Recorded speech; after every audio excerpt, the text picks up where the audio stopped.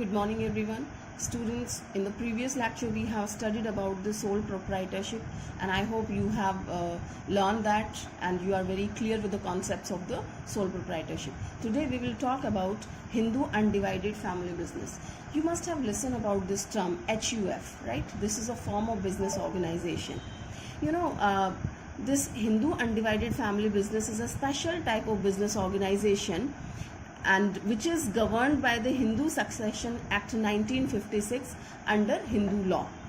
And it is having some special kind of features. Say its membership. Its membership takes place by its birth, right? And 3 successive generations can be the members in the family business. And the eldermost person in the family becomes Karta, who manages the business and controls the business. And 2 conditions.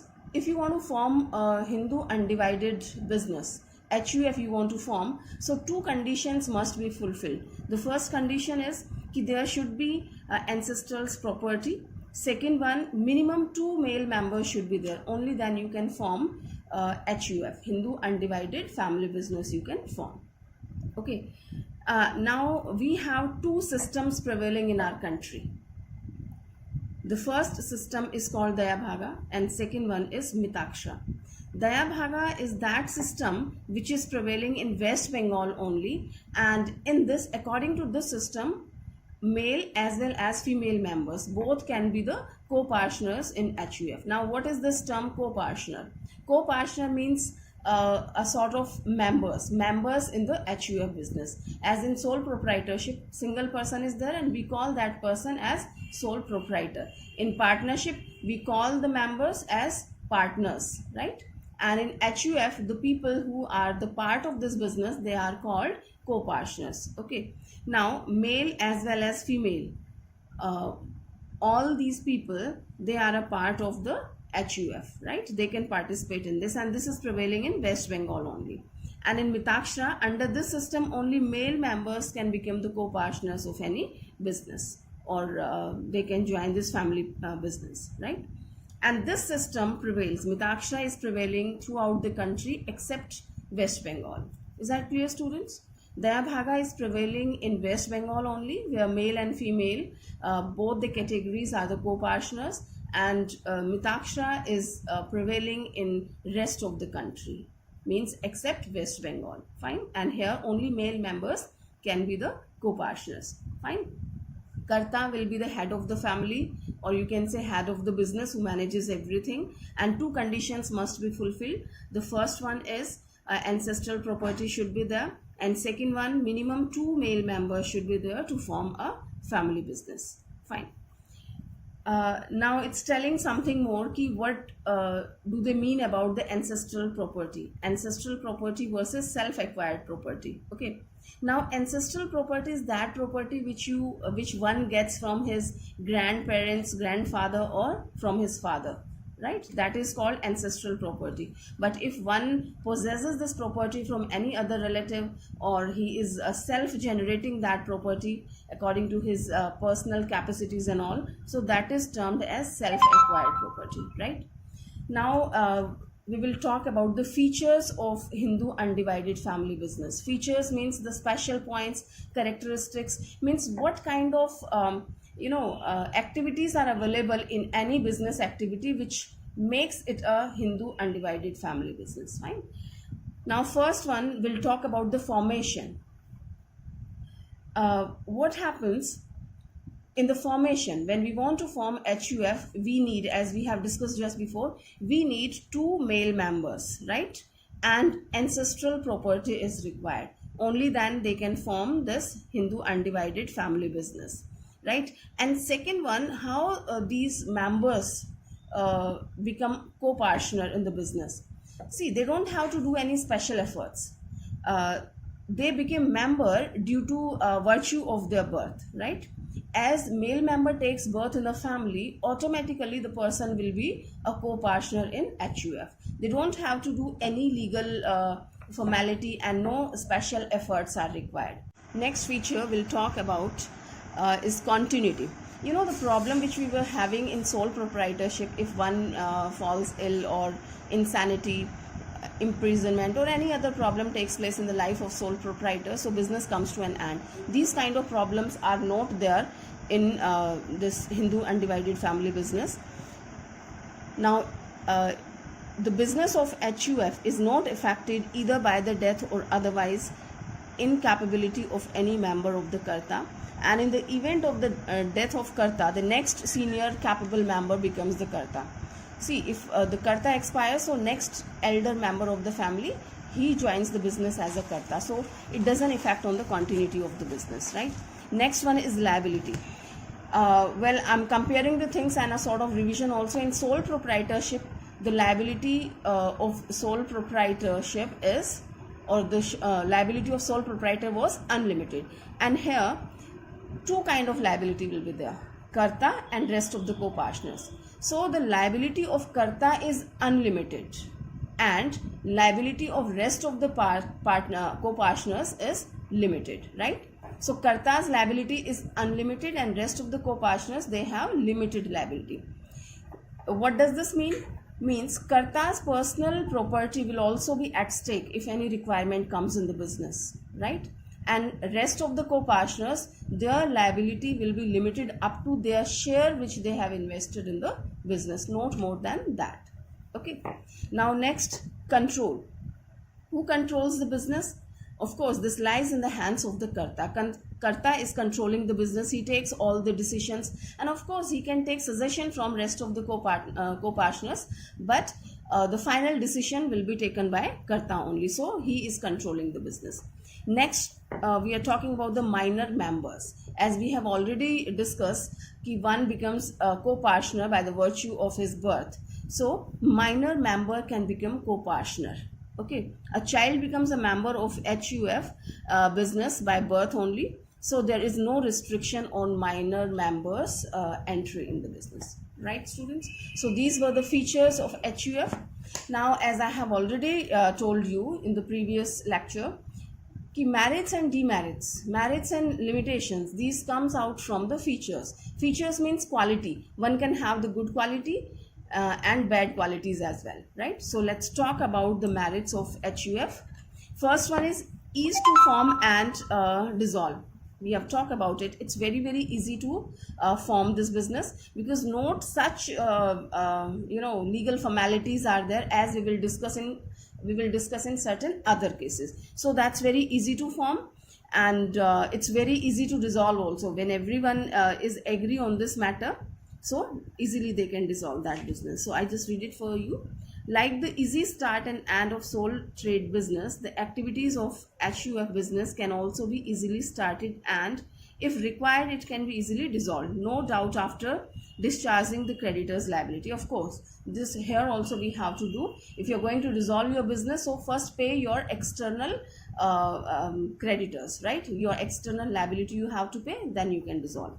Next one is continuity. Well, we have discussed here continuity in the feature. The same thing is there. So HUF enjoys the continuity. I mean, insanity and death or illness of any of the co-partner, even of the Karta's problem doesn't affect on the continuity of HUF, right? If any problem arises to Karta, so next elder member becomes the Karta of the business and business continues in all of the cases. Well, next is limited liability. We have talked about two kind of liability. One is of Karta and another one is of co-partner. So we are taking here it as a limited liability, right? So in both the things we can take limited and unlimited, right?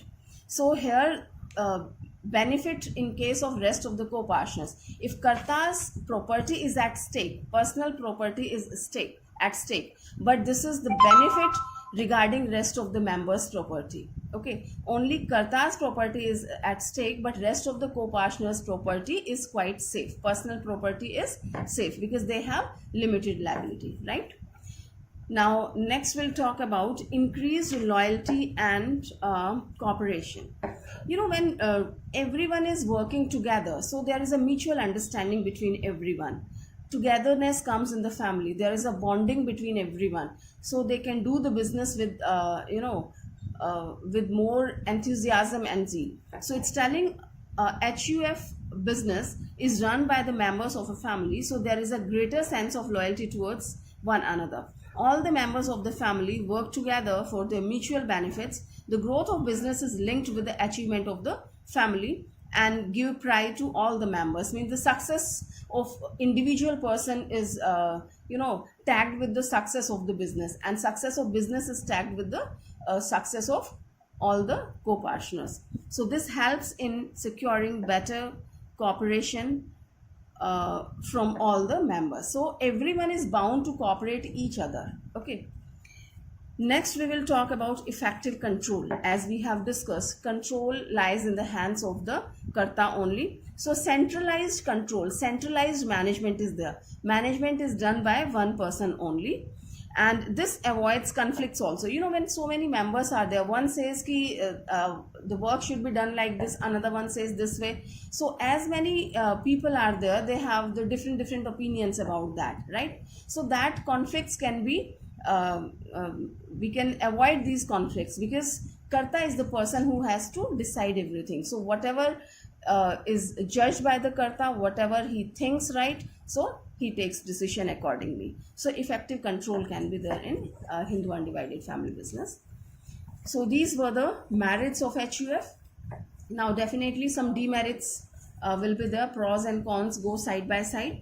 So limitations. First one is limited capital. This is the biggest drawback of HUF. As the male member is taking birth in the family, he is becoming co-partner, means a sort of member he is becoming in the business. Fine. But that member is not bringing the capital with him. In the partnership, you will study later on, when a new partner is joining the firm, so he's bringing his capital also. Okay. So finance, we are having more persons, more finance we are having in the business. But this doesn't happen in HUF business, right? Even the co-partners are increasing year after year, but capital is not increasing. So limited capitals are there in the business. So I can go through it for you. So it's telling, as the new member, don't join the business with any additional capital. The membership is given by birth. So the family property gets divided with the birth of every male member. Instead of increasing the capital, it's decreasing day by day according to the persons. As more members will be there, this property will be divided between the members. Well, next drawback or limitation, you can say, that is unlimited liability. See, in the merits we have talked about rest of the co-partners liability, that was limited, so that was the benefit for them. And here unlimited liability, so this drawback will talk about the karta. Karta is having unlimited liability, means if any problem arises on the business, right? So karta's personal property will be liable to pay the debts of the business. Even when the assets of the business is not sufficient to pay the liability of the business, in that case karta will be liable. Karta's personal property will be liable to pay the debts of the HUF business. So this is one of the you can say drawback, unlimited liability. Well, next we have limited managerial ability. See, we know that one person can't be competent in all the area. One can be very good in marketing. Maybe one is very having very good skills in acquiring the finance, or any other quality can be there, but one can't be expert in all the fields. So that is the main problem here with karta, limited managerial ability, because he is the person who has to manage everything, he has to decide everything. But if he is not competent in all the areas, so sometime he may take wrong decisions. So firm has to pay, business has to pay heavy amount for that, right? So limited managerial ability is also one of the biggest drawback. Well, next we have dominance of karta.